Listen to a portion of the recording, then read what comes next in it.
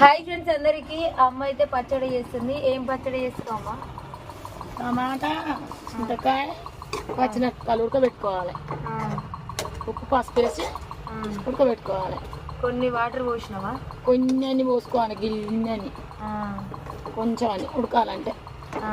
కొత్తిమీర కూడా వేసుకోవాలి. ఫస్ట్ నూనె పోసి ఉడకబెట్టావా? నూనె పోయొద్దు, నూనె పోస్తే అది జారుతుంది. ఏంది పచ్చిమిరపకాయలు జారిపోతాయి రోట్లో. మనం రోట్లే దంచుతో నూరుతాం కాబట్టి ఎగురుతుంది అనమాట. ఎగురుతుంది. నూనె పోయకుండా నూరుకొని ఇంకా పోసి పెడతా. జీలకర్ర ఎల్లిపాయ వేసి కలమాకు వేసి పోసి పెడతా. సూపర్ ఉంటుంది. అవును, బాగుంటుంది. చాలా రోజుల తర్వాత చేస్తుంది అమ్మ అయితే. నాకైతే చాలా ఇష్టం. అక్క నీకు అన్ని ఇష్టమే అంటారు కదా, మనకి ఇష్టమైనవి చేసుకుంటాం మనం ఇంట్లో కాబట్టి నాకు ఇష్టం అని చెప్తా. అందుకే చాలా రోజుల తర్వాత చేస్తుంది అమ్మ. ఎన్ని రోజులు అవుతుంది మనం చింతకాయ పచ్చడి చేసుకోక?